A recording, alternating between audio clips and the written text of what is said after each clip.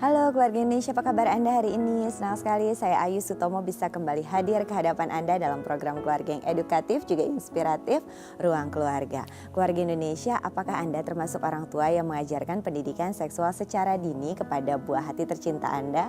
Ya, keluarga Indonesia, masih banyak orang tua yang menganggap hal ini tabu untuk dibicarakan dengan anak. Tapi sebetulnya keluarga Indonesia mendiskusikan pendidikan seksual dengan anak ada hal yang penting. Hal itu akan membuat anak dapat memahami tubuhnya dengan baik sehingga mampu menghindarkan dirinya dari kejahatan seksual. Nah, topik itulah akan kita angkat di Ruang Keluarga kali ini, yaitu tentang pendidikan seksual anak usia dini. Seberapa penting sebetulnya kita mengajarkan pendidikan seksual sejak dini kepada buah hati, lalu cara apa yang digunakan agar tepat dan mengena pada buah hati kita, itu semua akan kita bahas lengkap di Ruang Keluarga kali ini.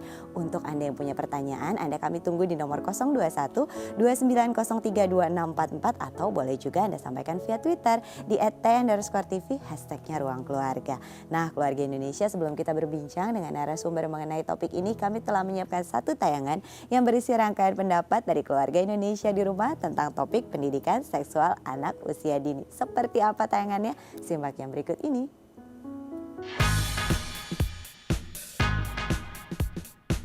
Penting sekali ya untuk pendidikan sex education untuk anak ya. Kalau menurut saya sih perlu ya. Penting menurut saya, karena memang nanti kalau kita tidak perkenalkan nanti takutnya anak nanya-nanya ke yang lain. Gitu, lebih baik pertanyaan itu orang tua yang sendiri yang bisa menjawab bagi anak. Dengan perkembangan ini kan sering kita dengar di luaran itu pemerkosaan anak-anak yang di usia dini seperti 6 tahun gitu loh. Jadi kita perlu mengenalkan itu, paling di usia SD pun udah perlu dikenalkan gitu loh. Karena untuk mencegah ya hal-hal yang buruk sih sebenarnya, apalagi di zaman sekarang kan banyak istilahnya seks bebas gitu sih. Jadi kayaknya sedini mungkin diperlukan pengetahuan soal seks sih. Kita perlu memperkenalkan bagian tubuh anak itu ya. Ini bagian misalnya tubuh yang sensitif atau mungkin dengan permainan-permainan yang istilahnya buku-buku yang menerangkan bagian tubuh dari si anak tersebut gitu loh. Tapi dengan cara yang lebih dimengerti anak gitu ya. Orang tua mengarahkan sih lebih ke mungkin memberikan penjelasan dari buku-buku. Selain kan sebenarnya di sekolah diajarin ya mengenai ada pelajaran biologi gitu. Mungkin dengan bantuan orang tua juga sih melalui buku-buku pengetahuan. Nah, ini ya mungkin memang agak-agak tricky ya. Kalau saya sih memang menjelaskan kepada anak itu bahwa misalnya anak itu laki-laki, dia harus bisa memperlakukan laki-laki seperti apa. Dan juga kalau wanita, dia juga harus bisa melihat wanita itu seperti apa. Mungkin sebatas itu dulu mungkin bagi perkenalannya, tidak sampai ke hal yang lain mungkin. Nah, keluarga Indonesia, itu tadi pendapat dari beberapa keluarga Indonesia di rumah tentang topik yang akan kita bahas hari ini, yaitu tentang pendidikan seks anak usia dini. Dan untuk membahas topik tersebut di studio Ruang Keluarga telah hadir bersama kita narasumber kita hari ini. Halo Mbak, apa kabar? Baik. Terima kasih hadir di Ruang Keluarga. Silahkan duduk. Keluarga Indonesia di sini telah hadir bersama kita. Ada psikolog dari Rumah Sakit Gerak Kedoya Jakarta, yaitu Mbak Yulita Rosaria Silalahi. Mbak Yulita, seneng banget bisa ketemu lagi. Hari ini kita akan membahas tentang pendidikan seks untuk anak usia dini. Sebetulnya kalau kita berbicara mengenai pendidikan seks, tentunya ada orang tua yang berperan, ada juga lingkungan sekolah yang berperan. Tapi sebetulnya yang memiliki peran paling dominan itu dari orang tua atau dari sekolah sih, Mbak? Iya. Nah, sebenarnya seperti pada umumnya semua pendidikan, bukan hanya pendidikan seks begitu ya, itu orang tua adalah guru utama begitu ya. Okay. Anak kan awalnya lahir dari ibunya di keluarga, besar di keluarga. Orang tua itu kan pasti mengajarkan banyak hal. Dari mulai belajar berinteraksi, bersosialisasi, nilai-nilai moral, peraturan. Nah, jadi memang idealnya pendidikan seks itu juga awalnya datang dari keluarga, dari orang tua. Dari orang tua. Betul, walaupun lingkungan juga turut memberikan pendidikan seks juga melalui sekolah. Oke. Nah, tapi kan seperti Mbak sampaikan tadi bahwa orang tua memberikan nilai-nilai utama pada anak, mulai dari moral, betul atau salah, bagaimana harus bersikap, berperilaku, bersosialisasi. Itu mungkin bukan sebuah topik yang tabu untuk dibicarakan. Betul. Tapi ketika mungkin keluarga Indonesia di rumah juga merasakan mau membicarakan tentang seksual dengan anak, rasa-rasanya tuh mulainya dari mana gitu. Seringkali orang tua merasa ini adalah topik yang tabu gitu, Mbak. Sampai sekarang masih seperti itu kah pandangannya, Mbak? Sebagian orang tua kalau dibandingkan dengan orang tua yang dulu, sebagian orang tua yang zaman now begitu ya, Orang tua zaman now. sudah mulai lebih terbuka sih Oke. untuk memberikan pendidikan seks kepada anaknya. Tapi tetap masih ada saja orang tua juga yang tertutup karena tabu tadi, sehingga bingung Oke. mau mulai dari mana, mau ngomong apa begitu ya Mbak Ayu. Karena sebenarnya persepsi orang tua yang masih berpikir bahwa pendidikan seks itu hanya yang terkait dengan urusan hubungan suami istri misalnya begitu. Padahal tidak cuma itu, cakupannya jauh lebih luas begitu. Dan kalau orang tua mulai lebih dulu saat anak usia masih dini, biasanya orang tua nantinya juga tidak canggung untuk membicarakannya lagi kemudian setelah usia anaknya berkembang menjadi remaja. Tapi kalau baru mau mulainya pas anaknya usia remaja, nah canggung kan? Karena sebelumnya nggak pernah diobrolin tuh topik-topik itu. Makanya itulah pentingnya sebetulnya sedini mungkin membicarakan topik-topik seksual dengan anak itu penting untuk dilakukan gitu. Betul. Ya. Oke, nah sebetulnya apa sih efeknya atau apa sih akibatnya kalau misalnya topik-topik itu nggak dibicarakan dari mulai usia dini gitu, Mbak? Selain tadi tentunya jadi susah mulainya pas udah usia remaja gitu kan? Itu gimana, Mbak? Nah, masalahnya itu sekarang ini informasi gampang banget didapat ya. Oh iya, betul. Betul. Dari berbagai teman-teman atau dari internet, dari TV, dari buku, semua sangat mudah didapat dan banyak. Nah, kekhawatiran kita sebagai orang tua itu apakah anak dapat informasi yang tepat? Oke. Karena saking banyaknya informasi, jadi anak mungkin belum bisa memilah mana yang benar, mana yang salah. Itu kekhawatiran utama. Jadi anak mendapatkan pendidikan seks yang bisa jadi salah begitu ya.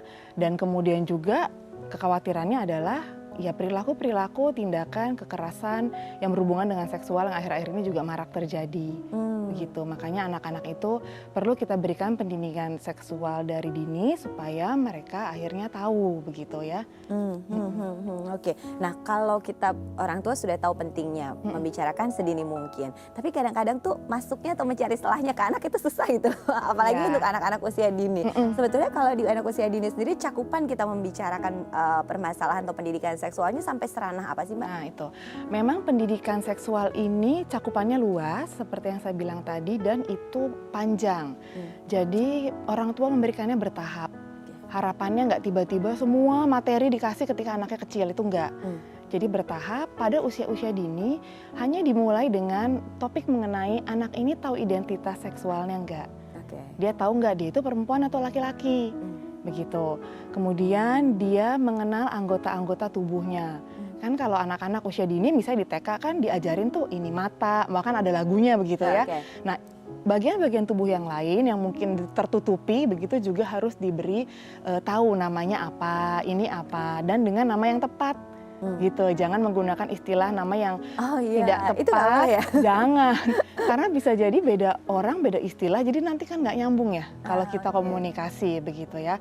Jadi dengan nama yang sebenarnya, mengenal identitas dirinya perempuan atau laki-laki, mengenal anggota bagian tubuhnya, dan kalau usia dini juga bagaimana cara mereka membersihkan alat kelaminnya, karena terkait masa periode toilet training ya. Oh iya, betul. Usia dini. Nah saya rasa kalau di tingkat usia dini orang tua membicarakan topiknya seputar itu, harusnya sih nggak merasa tabu, risih ya. Gitu. Jadi kadang orang tua merasa risih karena di pikirannya tuh udah jauh yang lebih besar, bukan yang ini. Gitu.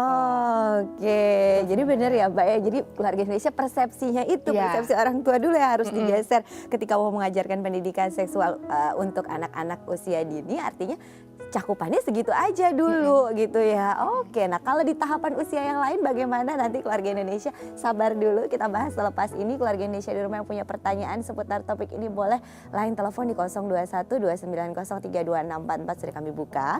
Twitter juga boleh @t_tv hashtagnya Ruang Keluarga. Kami akan kembali selepas yang satu ini, jadi tetap di Ruang Keluarga.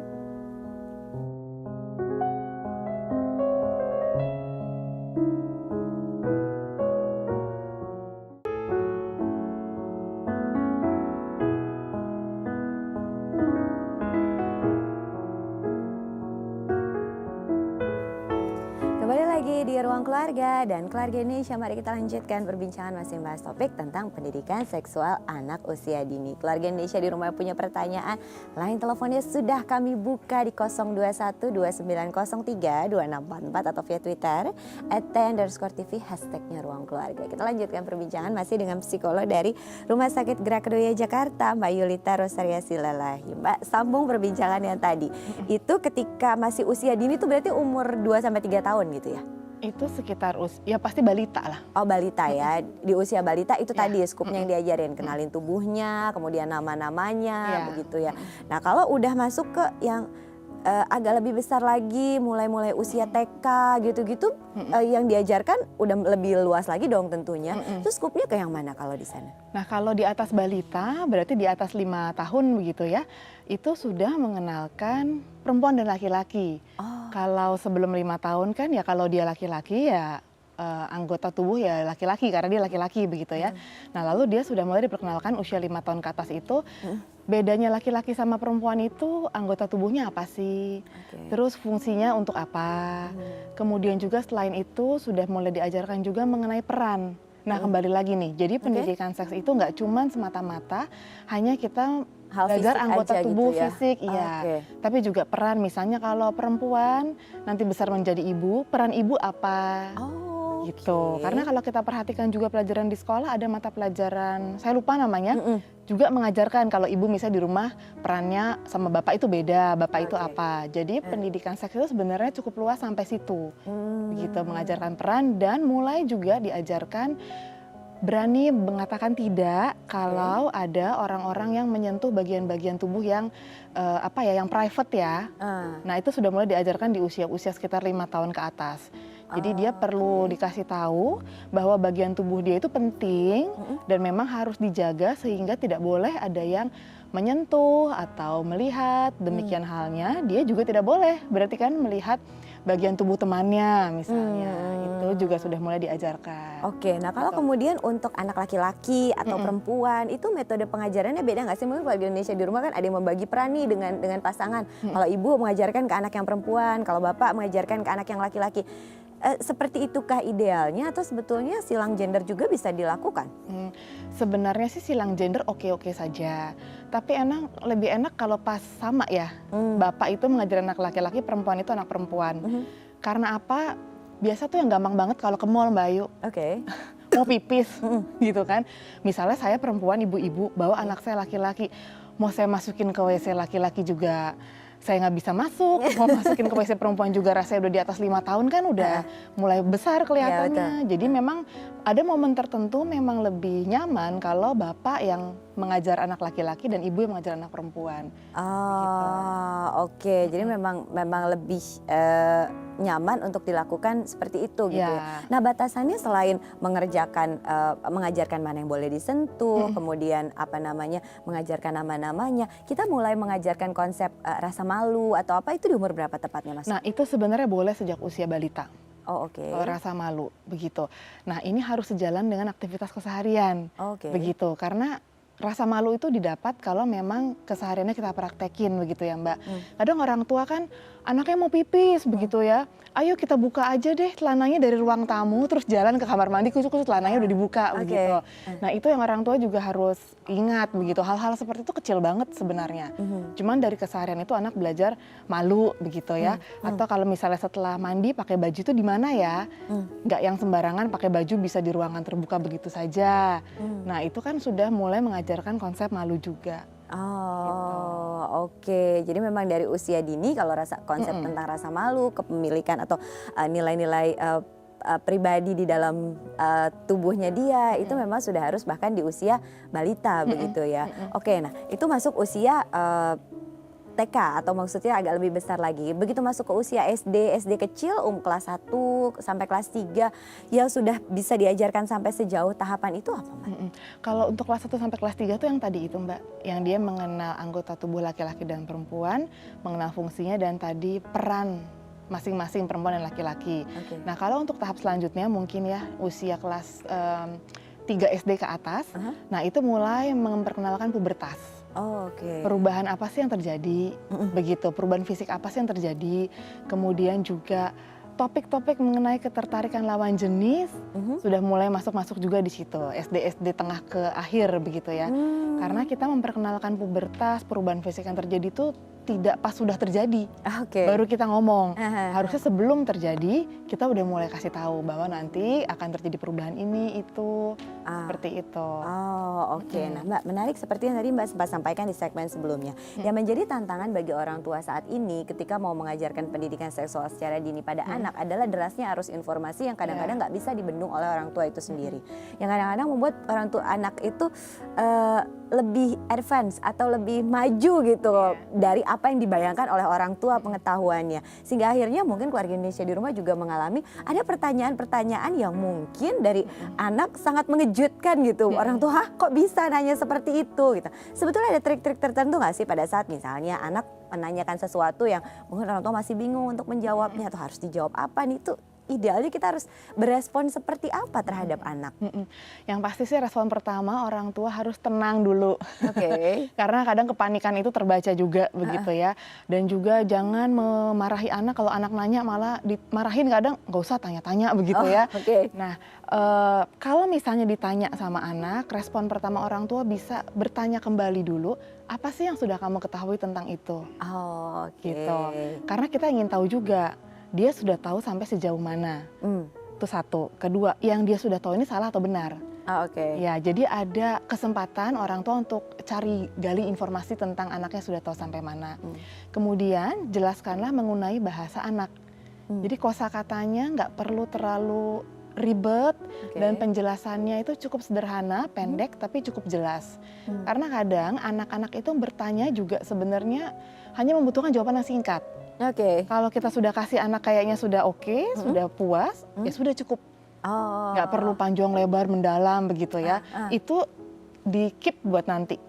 Gitu. Ada waktunya gitu. Iya, ada waktunya. waktunya. Sabar untuk diberikan karena Iya, ada betul. waktunya.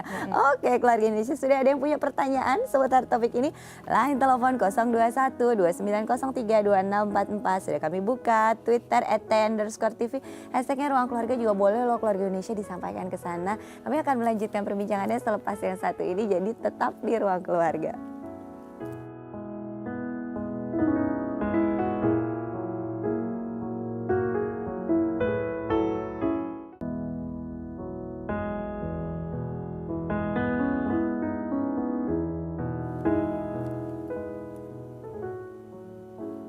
Kembali lagi di Ruang Keluarga dan kita lanjutkan perbincangan masih membahas topik tentang pendidikan seksual anak usia dini. Keluarga Indonesia di rumah yang punya pertanyaan 021 2903 2644 sudah kami buka, atau Twitter @t_tv hashtagnya Ruang Keluarga. Mari kita lanjutkan perbincangan masih dengan psikolog dari Rumah Sakit Gerak Kedoya Jakarta, yaitu Mbak Yulita Rosaria Silalahi. Mbak Yulita, kita sambung perbincangannya.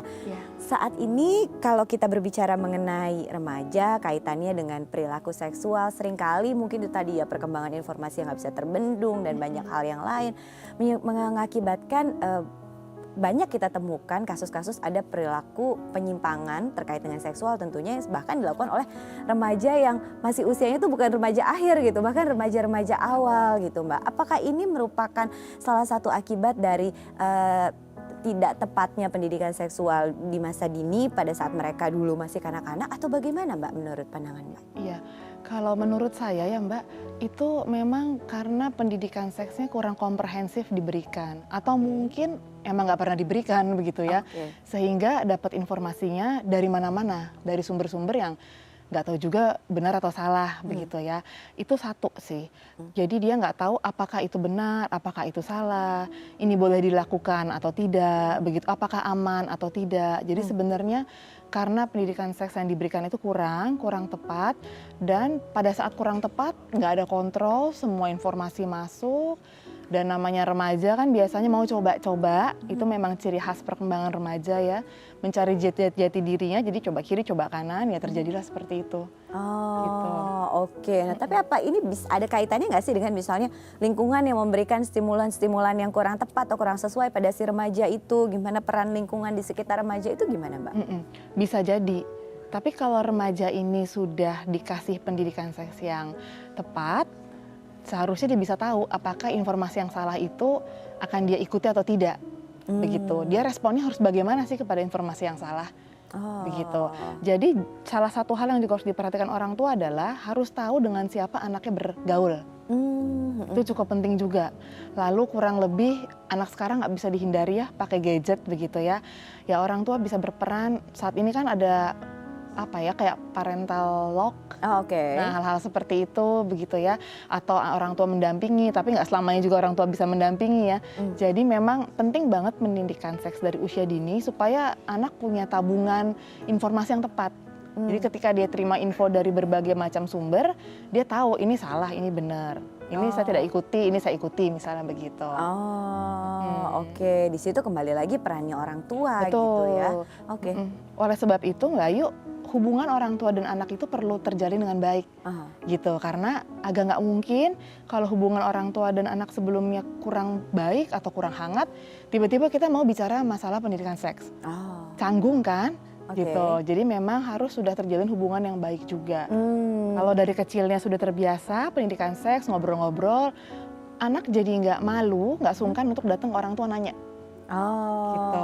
Oke. Jadi nggak bisa tiba-tiba gitu, jreng muncul dengan Iya. diskusi, apalagi sudah masuk usianya remaja, Iya. kemudian baru muncul dengan diskusi tentang pendidikan seksual, itu bisa dibilang sudah Agak sulit lah ya. sulit gitu kan. Agak sulit bukan berarti nggak bisa dong Iya. ya Mbak Yulita. Kalau kondisinya sudah seperti itu, orang tua bisa memulainya dari mana nih? Kalau dia sudah usia para remaja ya mau nggak mau memang harus diajak bicara secara perlahan ya. Mungkin bisa masuk dengan diberikan buku-buku, kan sekarang cukup banyak nih di toko-toko buku ya mengenai buku-buku pendidikan seks, baik untuk anak dan baik untuk orang tua juga gitu. Jadi bisa lewat situ, bisa lewat ensiklopedia mungkin yang ada gambar-gambarnya, jadi tidak terkesan hanya orang tua yang menggurui anak satu arah, tapi selain diskusi ada juga sumber-sumber lain yang anak emang bisa lihat bahwa ini memang objektif, harus dipelajari, harus diikuti begitu. Oke. Jadi memang orang tua lagi-lagi nih punya peran yang sangat besar. Pun kalau misalnya sudah sampai di usia SMA remaja begitu, nggak ada kata terlambat ya. Tetap bisa dilakukan dengan cara seperti yang tadi Mbak Yulita sampaikan. Nah kemudian Mbak, banyak orang tua dengan seiring teknologi semakin maju, informasi banyak, kerap kali kita sebagai orang tua ya keluarga Indonesia merasa tuh khawatir gitu. Ini anak aman gak ya mainnya? Sosial media yang diikuti oke gak ya? Apa yang dia lihat, apa informasi yang dia dapat dari luar itu oke atau enggak ya? Ada seringkali muncul kekhawatiran-kekhawatiran seperti itu. Nah sebetulnya kita sudah bisa mulai kayak lebih waspada, kemudian lebih memperhatikan anak terkait dengan ya perilaku yang menyimpang gitu. Sebenarnya di usia berapa sih? Kalau perilaku menyimpang itu karena penyimpangannya berbagai jenis ya sebenarnya. Kebanyakan sih memang di usia-usia pra-remaja-remaja setelah pubertasnya terjadi. Baru penyimpangannya terjadi, kan biasanya begitu. Gitu Tapi ya? kalau ada penyimpangan yang memang terjadinya juga ketika masa kanak-kanak, misalnya gender yang dia perempuan tapi maunya mainan laki-laki terus. Itu nggak boleh juga ya? Ya maunya pakaian laki-laki terus begitu. Nah itu sebenarnya udah kelihatan dari masa kanak-kanak sebelum remaja. Nah itu bisa menjadi perhatian orang tua juga begitu. Jadi dia memang konsisten maunya bermain-mainan laki-laki, baju-baju laki-laki, dan itu terjadi berturut-turut dalam durasi waktu yang cukup lama. Nah itu kalau penyimpangannya dalam hal yang itu. Tapi kalau penyimpangan dalam perilaku yang lain biasanya sih pada usia-usia pubertas. Gitu, orang tua mulai aware begitu. Jadi mulai dari usia pubertas mulai aware untuk ke arah sana begitu ya. Harus dilihat begitu ya anaknya gimana. Nah yang menarik tadi Mbak sempat sampaikan bahwa ketika mulai masuk ke usia remaja ini, maka pendidikan seksual bukan lagi berupa anak yang menggurui kepada orang tua yang menggurui kepada anak. Lebih bersifat diskusi dan kemudian kalau bisa orang tua juga mengetahui siapa teman-teman mainnya anak, kemudian dia bergaul dengan siapa. Nah sebetulnya batasannya sampai sejauh mana sih kita boleh, kalau anak sekarang bilangnya kepo gitu sama urusan anak-anaknya itu, sehingga anak masih tetap merasa nyaman dan kita juga tapi masih tetap bisa memantau sejauh mana perkembangan pergaulan mereka. Kalau batasan kayaknya balik ke masing-masing keluarga ya, karena ada value masing-masing ya, dan juga balik ke anak. Ada beberapa anak yang orang tua secara alamiah tuh bisa merasa bahwa anak yang ini cukup dewasa, saya bisa percaya, Oke. sehingga kontrolnya mungkin nggak harus terlalu kuat gitu ya. Ada beberapa anak yang kayaknya saya memang khawatir kalau ngeliat adiknya misalnya begitu ya. Jadi itu balik ke masing-masing anak dan orang tua. Tapi secara umum sih membina hubungan di mana kita bisa ngobrol, Oke. kita tahu temennya siapa, aktivitas dia tuh ngapain sih begitu. Kalau misalnya dia sering pakai laptop atau gadget begitu, kira-kira apa sih yang dia sering browsing begitu. Oke. Jadi ngobrol-ngobrol santai dulu, jangan langsung menggurui juga begitu. Jadi dari situ kita bisa lihat kalau teman-temannya bermain bersama dia sekali-sekali ajak main ke rumah. Nah, itu kan kelihatan ya. Iya, kayak iya, iya. gitu. Dari situ orang tua bisa berpartisipasi Iya. untuk mengobservasi. Mainnya sama siapa, kira-kira pergaulannya gimana? Kira-kira seperti apa? Karena begitu masuk remaja ranahnya udah ke sana Iya. gitu ya.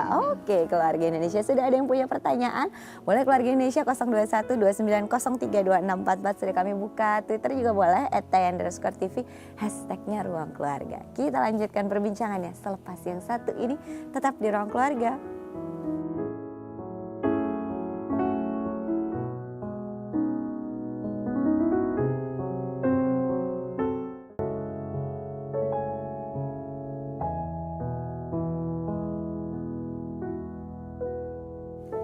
Kembali lagi di Ruang Keluarga dan mari kita lanjutkan perbincangan masih membahas topik tentang pendidikan seksual untuk anak usia dini. Keluarga Indonesia di rumah yang punya pertanyaan 021 2903 2644 sudah kami buka atau Twitter @tay_tv hashtagnya Ruang Keluarga. Kita lanjutkan perbincangan masih dengan Mbak Yulita Rosaria Silalahi yang merupakan psikolog dari Rumah Sakit Gra Kedoya Jakarta. Nah Mbak, masih kaitannya dengan mungkin ya tadi pendidikan seksual yang tidak diberikan secara tepat dan terlambat untuk diberikan, akhirnya seringkali kita juga mendengar saat ini keluarga Indonesia juga mungkin banyak mendengar kejahatan seksual pada anak semakin sering terjadi.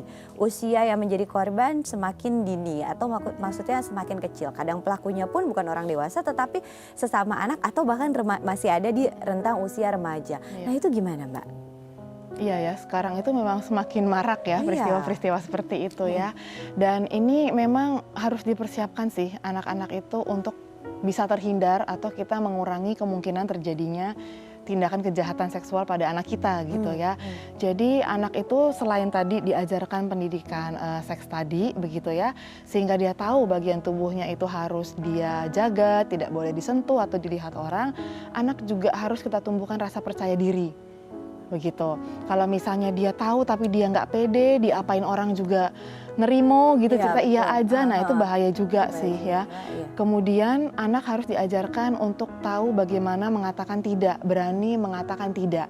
Kalau misalnya sampai ada orang lain menyentuh misalnya bagian-bagian private-nya gitu ya, dia gimana nih, dia harus ngapain? How-nya itu harus dikasih tahu. Apa dia diam aja, atau dia harus teriak, atau dia harus ngadu misalnya begitu ya. Nah itu memang harus tahu anak-anak, harus benar-benar dikasih tahu. Karena kalau enggak mereka pasrah. Tapi kalau mereka juga tipenya kurang percaya diri, penakut, jadinya cenderung jadi korban. Jadi gampang jadi korban begitu ya. Oke. Jadi memang selain membekali dengan bagaimana menghadapinya, anak juga harus dibekali dengan membuat mereka percaya diri untuk mampu menghadapinya dengan cara-cara yang udah kita bekali tadi Iya. gitu ya Mbak ya. Ya Mbak, sudah ada penelpon? Oh, ya. Kita sapa dulu penelpon kita. Halo Ruang Keluarga. Halo Ruang Keluarga. Halo Ruang Keluarga. Iya, halo Mbak Ayu, saya dengan Ibu Ratna di Jakarta. Baik Ibu Ratna di Jakarta, langsung pertanyaannya. Aku kan ini nih istilahnya tinggal jauh sama anak dan aku juga single parent kan. Anak aku di Bandung dan aku di Jakarta. Terus kalau misalkan mau ngajarin mereka mengenai sex education gimana ya? Oh Kan oke. istilahnya jauh nih, apakah by neneknya kah atau by omnya kah Oke. atau komunikasi atau Baik. sama anaknya langsung? Baik. Anaknya perempuan laki-laki? Anak aku perempuan. Oh oke, baik. Usianya berapa saat ini? Saat ini usianya 9 tahun sih. 9 tahun. Oke, baik kita coba jawab bersama di sini. Terima kasih atas partisipasinya di Ruang Keluarga. 9 tahun. Nah, ini juga seringkali yang menjadi tantangan tersendiri buat orang tua tunggal begitu ya. Mungkin ketika harus mengajarkan, ini mungkin kebetulan anaknya sama-sama perempuan gitu kan. Lain hal mungkin kalau nanti laki-laki. Cuma kita bahas dulu, kalau jaraknya jauh apakah peran ini bisa digantikan oleh nenek atau om atau gimana Mbak idealnya? Bisa gitu. Kalau punya nenek atau bibi gitu ya, Tante ya, bukan om ya, lebih ideal. Karena udah 9 tahun ya. Oke. Kita mau bicara tentang hal-hal berhubungan dengan pubertas sama om 9 tahun tuh rasanya udah sungkan ya gitu, canggung ya. Jadi kalau ada nenek atau tante itu boleh sih menggantikan peran ibu dalam memberikan pendidikan seks itu.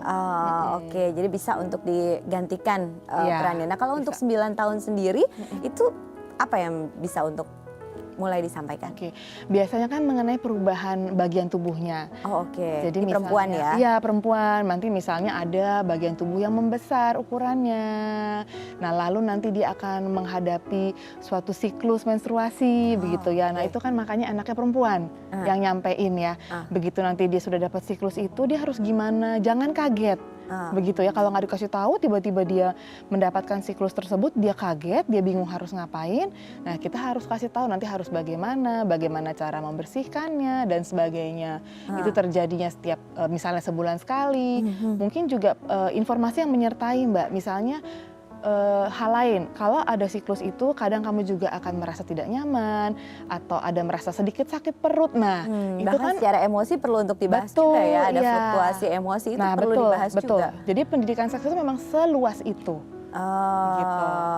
Oke. Jadi sebelum terjadi anak sudah tahu, sudah siap lah begitu istilahnya. Dan itu nggak mesti dilakukan oleh orang tua, tetapi bisa juga dilakukan oleh misalnya bibi atau nenek. Iya, tapi yang sama ya, Yang karena jenis-jenis. kita kebayang ya Mbak, ntar kalau sama-sama kita ke supermarket mau beli pembalut, nah gimana sama Om? Oke, mudah-mudahan bisa membantu Iya. menjawab pertanyaan dari penelpon yang tadi bergabung di Ruang Keluarga. Menyambung pertanyaan yang tadi, yang menarik adalah ketika misalnya ada kasus-kasus di mana orang tua tunggal tetapi memiliki anak yang berbeda jenis kelamin gitu. Nah, itu kan pendekatan-pendekatannya tentu berbeda. Sebagai orang tua kita harus bertanggung jawab untuk memberikan pengetahuan itu kepada anak. Nah, tapi kalau misalnya anaknya laki-laki harus disampaikan oleh ibu atau ayah yang memiliki anak perempuan, itu mensiasatinya dalam situasi-situasi begitu apa yang bisa dilakukan? Ya tadi, kalau memang ibu atau bapak langsungnya tidak ada di situ gitu ya, berarti cari keluarga lain yang memang seperti tante atau paman, atau kalau dia punya kakak yang lebih besar yang sudah melewati fase itu begitu, om gitu, lebih enak sih ngobrolnya. Atau cara lainnya ya sama-sama mencari resource, misalnya kayak tadi buka ensiklopedia, buka buku, bisa sama-sama juga. Oke. Jadi trik-trik itu bisa dilakukan gitu ya Mbak. Oke Mbak, kita balik ke topik yang tadi tentang kejahatan seksual yang saat ini seringkali menimpa anak. Nah, yang sedikit memprihatinkan kadang-kala ketika ada satu kasus yang kemudian ramai diperbincangkan gitu, pelaku dari kejahatan seksual itu ternyata adalah misalnya orang terdekat dari anak itu sendiri yang mungkin nggak disangka-sangka bisa melakukan hal tersebut kepada anak. Nah, bekal apa sih Mbak yang sebetulnya kita bisa ajarkan ke anak? Bentuk pendidikan seperti apa yang bisa kita ajarkan ke anak untuk lebih aware bahkan ke orang yang dekat dengan dia atau terdekat sekalipun, itu gimana Mbak? Makanya yang pertama itu sebenarnya anak harus bisa mampu mandiri melakukan toilet training. Kayak setelah buang air begitu ya, membersihkannya bagaimana, memakai baju bagaimana, sehingga secara kemampuan dia sebenarnya nggak butuh lagi nih pertolongan dari orang lain, dia sudah mandiri kan, sehingga sebenarnya nggak ada lagi nih kepentingan orang lain untuk memakaikan, sehingga harus melihat gitu ya, untuk memegang, udah nggak ada kepentingan lagi ya. Jadi kalau anak mandiri dan kita bisa kasih tahu bahwa benar-benar tidak ada yang bisa, yang boleh menyentuh atau melihat selain dia sendiri. Jadi persiapan itu penting banget. Tapi kalau kita hanya ngomong nggak boleh ada yang lihat, nggak boleh ada yang sentuh, tapi anaknya juga belum mandiri, mau membersihkan juga masih dibantu dan sebagainya. Jadi kan ada orang yang jadi masuk. Kesulitan ya. Nah, iya. Karena memang betul, justru yang kebanyakan terjadi pelakunya itu memang orang terdekat. Gitu. Dan kemandirian itu penting untuk diajarkan kepada anak, sehingga dari situ baru bisa untuk dibekali, tidak dibantu dan benar-benar orang siapapun. konsisten begitu ya, apa betul. yang diajarkan oleh orang tua karena anak memang sudah siap untuk membantu dirinya sendiri. Oke, keluarga Indonesia, banyak banget informasi yang dia dapat, tapi pasti tetap akan kami lengkapi keluarga Indonesia dengan rangkaian tips. Kali ini tipsnya tentang bagaimana memberikan pendidikan seks dini untuk anak. Seperti apa tipsnya? Simak yang berikut ini. Tips memberikan pendidikan seks dini untuk anak. Ajak anak mengenali bagian tubuhnya. Gunakanlah bahasa baku dalam memberitahu nama alat kelamin yang dimilikinya. Jelaskan juga setiap fungsi setiap bagian dengan bahasa yang sederhana. Bangun kebiasaan positif. Bantulah anak dalam memahami perbedaan perilaku yang boleh dan tidak boleh dilakukan di depan umum. Misalnya, tidak boleh mengganti baju di tempat terbuka. Ajarlah juga anak bahwa ada hal-hal pribadi dari tubuhnya yang tidak boleh dilihat atau disentuh semua orang lain. Bicarakan tentang masa pubertas sebelum anak mencapai usia belasan tahun. Anak harus sudah mengetahui perubahan yang akan terjadi pada masa remaja sebelumnya agar anak tidak terkejut akan perubahan yang akan dialaminya. Berilah suasana dan kesempatan agar anak dapat merasa bebas dan aman dalam mengajukan pertanyaan tentang seksualitas terhadap orang tuanya.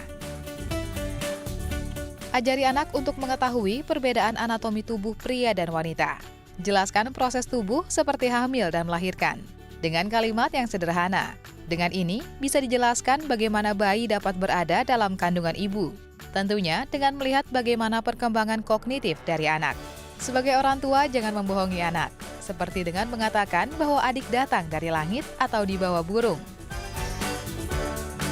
Biasakan anak berpakaian sesuai dengan identitas kelaminnya sejak dini. Banyak orang tua yang lalai dalam hal ini.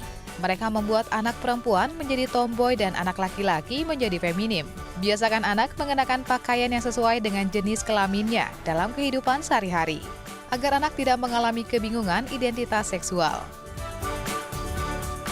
Bekali diri dengan wawasan, sehingga ketika anak bertanya, orang tua mampu untuk menjawabnya secara benar.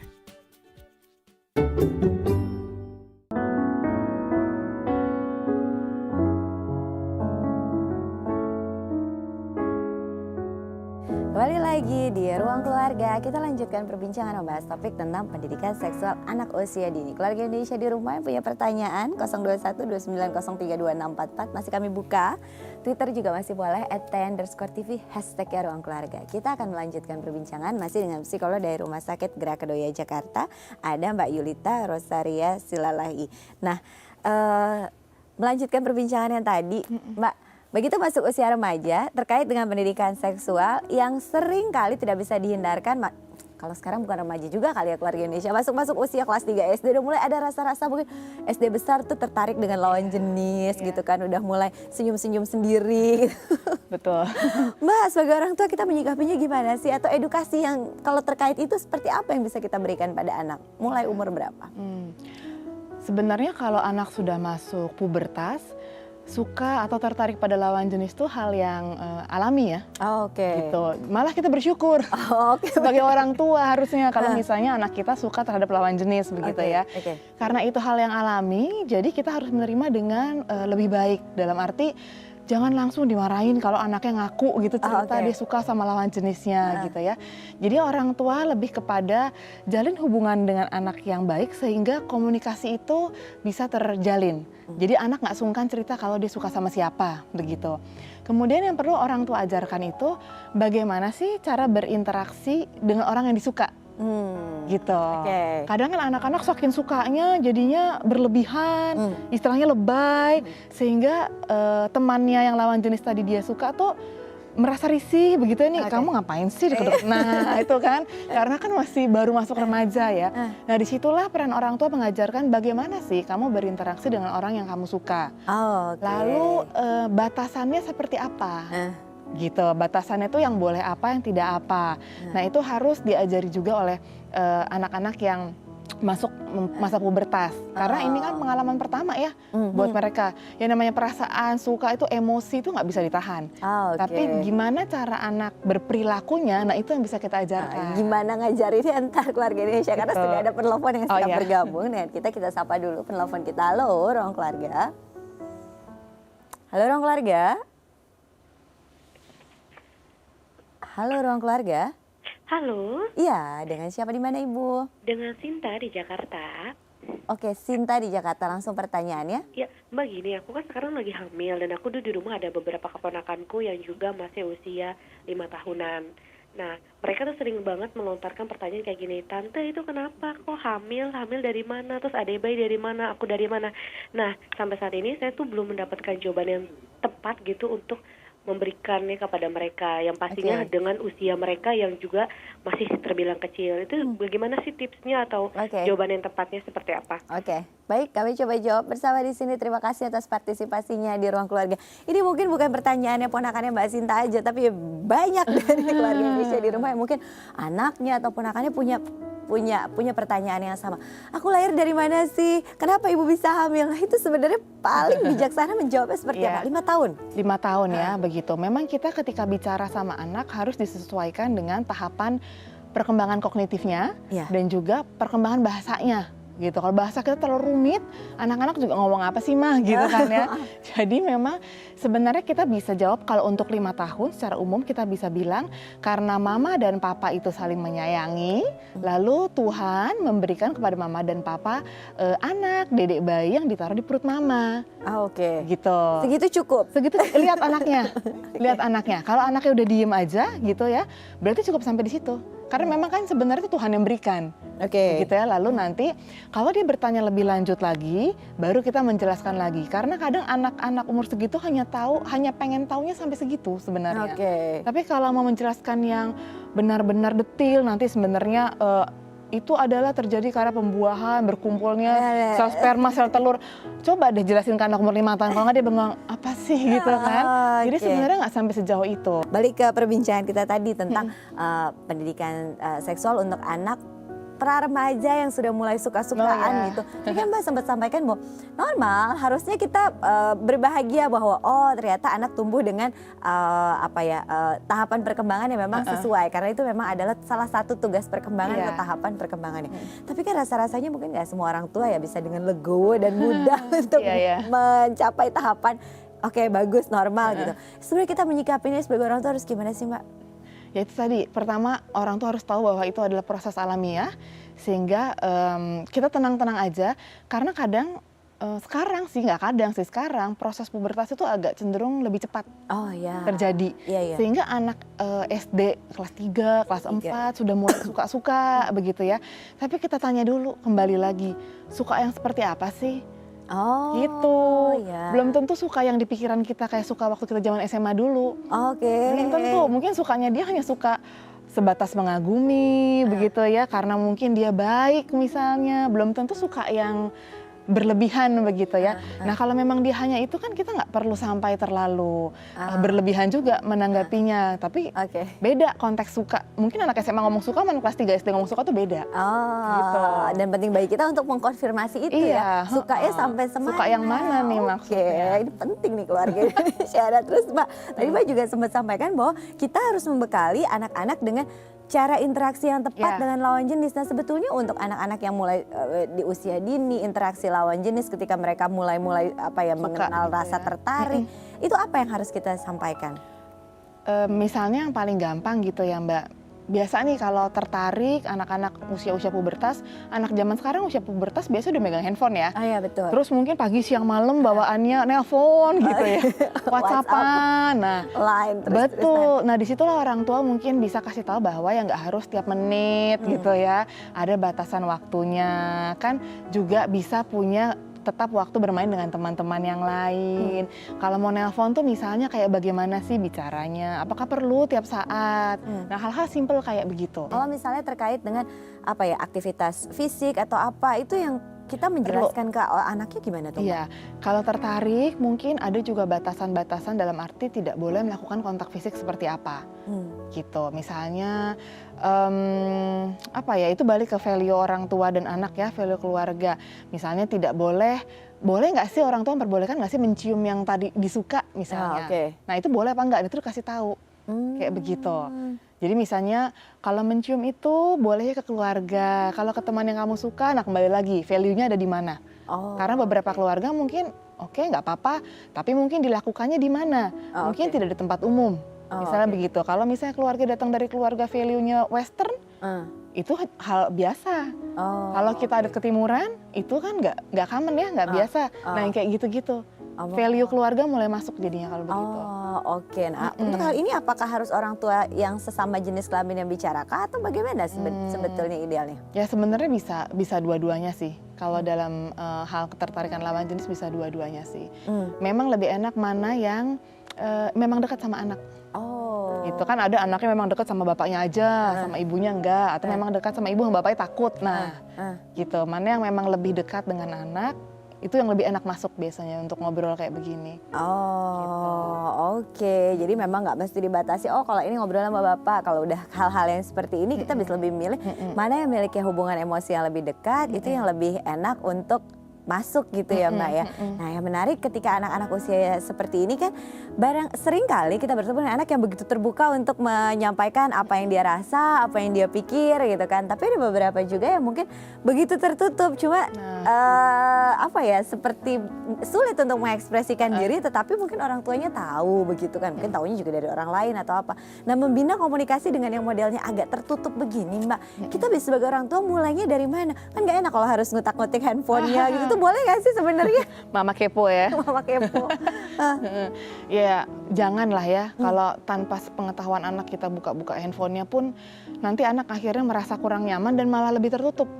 Biasanya begitu. Memang paling ideal menjalin hubungan yang baik antara orang tua dan anak memang sebelum itu terjadi sih. Gitu. Tapi kalau itu terjadinya udah di tengah-tengah gitu ya dicobalah untuk berkomunikasi gitu. Atau kalau ada kakaknya yang lebih gampang masuk. Menjadi jembatan ya. Oke.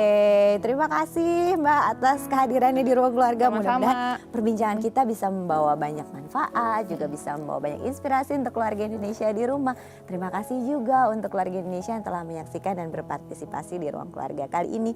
Untuk Anda yang punya kritik, saran, atau mungkin topik yang akan dibahas di Ruang Keluarga selanjutnya, boleh keluarga Indonesia, kami tunggu Anda di nomor SMS 0889 8100 5000, atau Anda bisa bergabung di Facebook kami, Daitif Indonesia, atau boleh Anda sampaikan via Twitter di @tay_tv, hashtagnya Ruang Keluarga. Dan jangan lupa saksikan Ruang Keluarga besok, kita akan membahas topik yang sangat seru sekali, yaitu tentang bebas stres dengan memaknai hidup. Akhirnya saya Ayu Sutomo beserta seluruh kerabat kerja Ruang Keluarga undur diri. Jangan lupa untuk saksikan terus Ruang Keluarga, karena keluarga adalah harta yang paling berharga dalam hidup kita. Terima kasih dan sampai jumpa.